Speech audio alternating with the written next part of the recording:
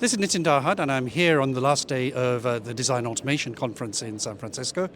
It's been quite a busy week. It's been, I think, everything from the chiplets and advanced manufacturing and packaging and all the EDA announcements, but also at the same time, I've been meeting a lot of startups.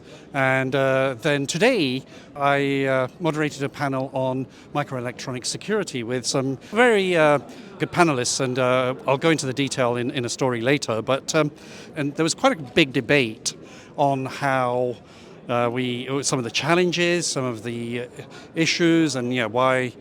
What can regulation or whatever can help with enabling security? Because it is still a big challenge. You can't plug all the holes, but it was a very interesting debate. I'm not sure if the DAC organizers are going to make that available on video, but if it is, I'll share it in a little while.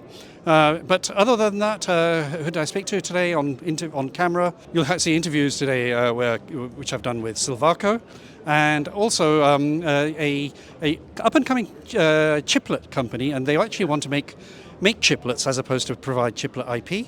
And so you'll hear from them. It's called YorChi, and then we'll see you next year, I hope. I'm Nitin Darhad, and I'm speaking today to Silvaco and the CEO, Babak Taheri. Babak, hello. Hi Nitin, nice meeting you today. Thank you for your time. Okay, so Babak, Silvaco has been around for a while. You've been Yes. CEO for a few years, but Yeah. there's been a kind of a transition for the company, and you're sort of moving towards a new concept called, I think you say it better. So Yeah, so Nitin, absolutely. So as you know, we just went to IPO last month. We're excited about that, and part of the planning that we've done, we are actually rebranding the company. The company is mostly now a digital twin company. In the new space, we are taking simulation and capabilities in the EDA market that has historically been used for the designers. We're taking that to manufacturing and fab process technology. So we have a new digital twin concept and actually product line or platform called Fab Technology Co-Optimization. Okay. And Fab Technology Co-Optimization enables companies to actually provide a digital twin of a wafer. This is our new branding, that we are able to provide simulatable digital twin of a wafer that not only can help fabs reduce costs, save time to market, but optimize their process at very low cost point of view, but also provide that model back to designers with a much more accuracy in order to be able to design products that's manufacturable for that fab. And I think you said it earlier, but just to reemphasize, this digital twinning at that, from the wafer to the atom level, I think, is enabling you to help the fabs to look at maybe potentially getting better yields. Is that right? Oh, absolutely. So when we say digital twin models, we do digital twin models, as you said, it from atoms to systems. In other words, we can look at atomistic level devices, process steps for the wafer level, and if you have a digital twin at every level, it's actually exact. I call it a precise digital twin of a wafer that captures process, technology, device level. You're able to actually simulate any combinations of or iterations of things that could happen in the fab to that wafer. And actually we do this very fast, quick, using our AI technology.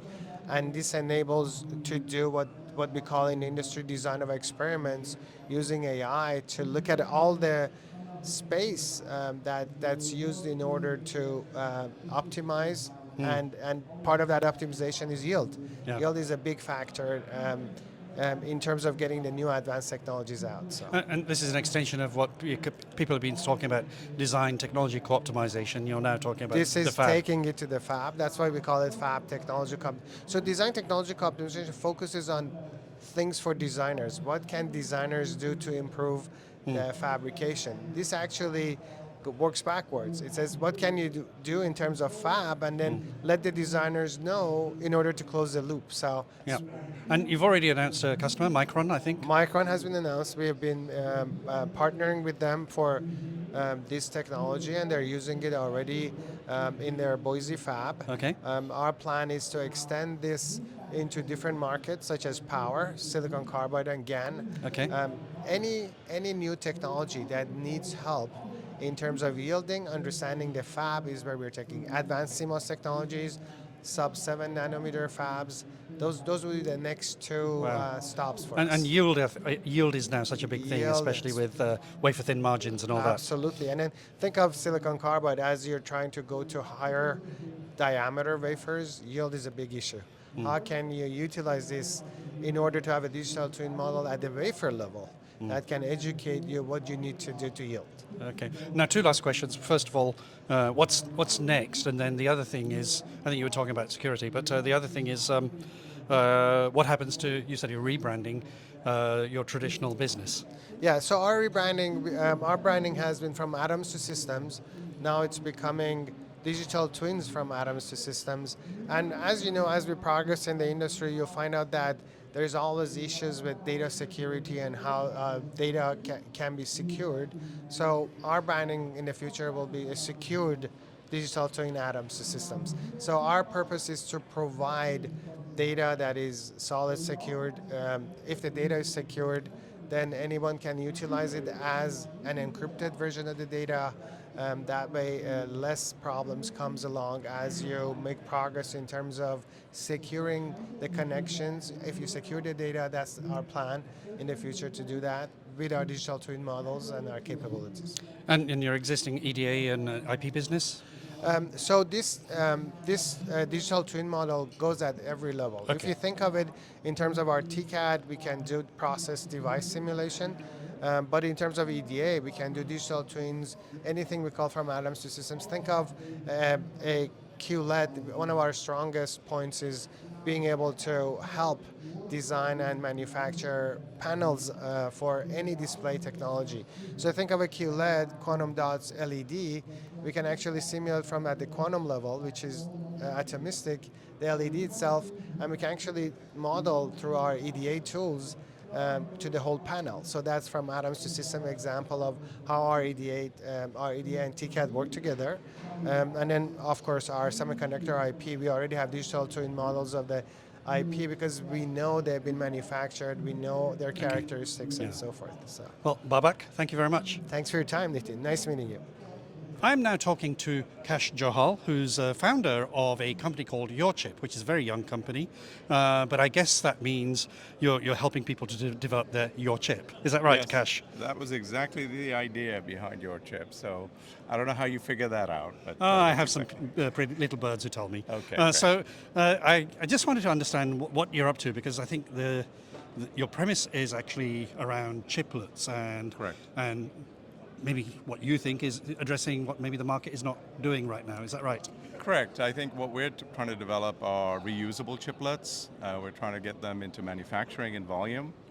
And every customer I talk to doesn't want to buy IP. They really want to get to market quicker.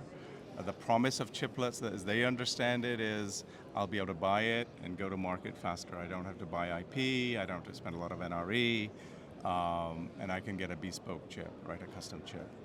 And that's the premise that we're trying to enable. And so tell me exactly what you're doing, because I think whereas others are doing IP, you're Right. going to be manufacturing chips. So what's the whole flow for? Yeah, exactly. When we looked at this, we really were excited about UCIe because that's a universal connectivity, and that's the promise behind UCIe. And as we started to look into it, we wanted that to be the foundation for whatever we develop. But the reality is that UCIe has two standards for standard packaging, advanced packaging, and they're not compatible. So we went back to the drawing board and developed our own PHY architecture, which supports both standard and advanced with a small metal change. So instead of developing a specific chiplet for one technology, we only have to develop one chiplet. What this does is it gives us a key advantage over any competition, right? So that instead of spending $5 or $10 billion per version, We only have to do it once. And so I think there's a whole euphoria around chiplets right now. What are people missing in their understanding of what they can do? Because, I mean, the people who talk to us say, oh, we want to develop a chiplet economy, we want to be able to do this. What's the myth or the misunderstanding, or what is it that you think is missing in that whole story? I think that there's a huge barrier to first of all, develop a chiplet, right? That we are partly fixing with the design of the PHY itself. The second part that they're missing is readily available chiplets. Doesn't matter what standard it is, anything that's available, and the reality is that it's not generally available. Primarily because it's IP companies that are doing, for example, a PHY, which is very expensive. Somebody then has to buy some IP from somebody else to develop a chiplet for resale. So there are a lot of barriers to this. So what we've done is something very different. We've developed our own PHY that is very flexible, and then we're partnering with IP companies, right, to use their IP and take that to market. So it's not like it's his chiplet or their chiplet, it's sort of our chiplet. So we have a couple of partners that we've announced. One is QuickLogic. Which you're here with at the show here. Exactly. So they developed their FPGA IP. We're taking that IP jointly with them, adding our UCIe to that, so that there will be a chiplet for sale that's an FPGA chiplet. Okay. Right?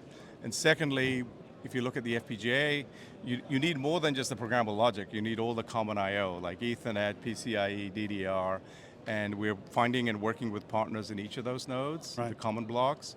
We did announce last week a partnership with Etopus Corporation. Okay. And they have a 56 gig PHY that's been in volume production at major tier 1 accounts, millions of units shipped. And we're working with them. They're providing that to us, merging that with our UCIe and our Mac PCS. So we actually announced a very low latency version of that. Okay.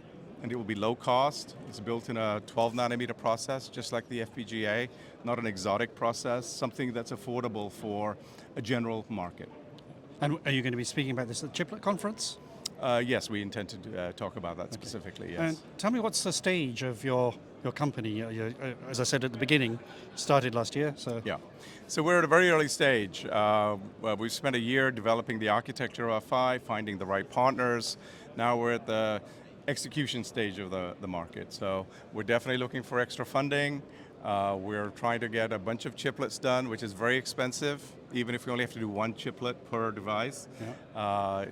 It's better than doing two, but it's still expensive. And we do have money for the first one, and we're continuing to raise money for the additional ones. And, I mean, maybe a typical investor might ask, why should they invest in you? What's your background?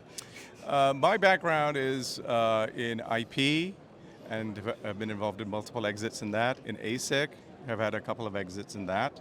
And my team also has a lot of expertise in SerDes and IP, right? So it's many, many years. Okay. So I think we know, the key thing is we are basing on what does the customer want. Every customer that I talk to says, I would like to buy a chiplet. I don't want to buy a chiplet design that then I have to integrate, verify, take to market. I want a chiplet, right? Okay. Just like the old silicon devices or LSI devices that people could buy, put on a board. Yes. Now they can take these different die, mix and match them, and put them on a substrate. And that's what we're trying to enable. And like create their own multi-chip module. Exactly. Okay. Wow. Exactly. Okay. Well, Kash, good luck. Thank you. I'm going to need it. Thank you. On the show floor here at Design Automation Conference, I bumped into a company called Jitex, which I think stands for Just in Time Everything. And Duncan Haldane is the CEO and co-founder. Duncan, hello. Hello, thanks for having me. Okay, so what's the proposition? You started as a consulting company in 2017, and then you pivoted to PCB design automation. Yeah, so Jitex is a code-powered EDA tool that for designing systems of electronics. So that's systems of boards, working with circuit boards, then on package as well. And it's code-driven instead of being what those current tools currently are is graphically driven. You kind of usually draw a schematic and dragging things around, then you have a fully manual layout as well. So we replace that with a code-driven flow, similar to how digital logic was updated to that back in the 80s. Okay, so are you saying that there was nothing automated for PCB design all this time, or? No, it's all very just graphical tools. Okay. 10,000 nets, you're going to draw 10,000 wires in a Wow, schematic, okay. and then draw 10,000 traces. Okay, and so you have customers obviously doing this, using your tool. We do, yeah. And so, what kind of improvements in productivity are they getting in terms of getting Yeah. that? Yeah. So it depends on the domain, Yeah. right? So we have new layout tools for signal integrity. Yeah. So we have an auto router that gets like superhuman time enclosure, like it matches SKUs closer than humans can in their existing tools. Yeah. We save people days like half of their layout time. So the benefits are we have a new auto router that is actually getting superhuman performance on high-speed routes. It can also help you optimize the connections in your board. So overall, you get like a 30% layout shrinkage. You can just have fewer layers. If you have a highly structured domain like a back panel, you literally 25x design speed up. Okay. Which is pretty substantial when you take on. We start from requirements and we go through to the factory. So that's the speed up. And you're Sequoia backed, you're venture capital backed, yes? That's right. Yeah, our largest investor is Sequoia Capital, Okay. also backed by Y Combinator. Okay. And what was the inspiration for this? I think you were telling me a story. Yeah, so before starting Jitex, I was doing my robotics at Berkeley, my PhD in robotics at Berkeley, and that I had to build full custom systems from scratch. I had to start over with every system, and I got sick of it and decided to automate all of hardware design, mainly to help people do more science. That was the original inspiration. Okay. Well, good. Well, Duncan, thank you very much. All right, thank you.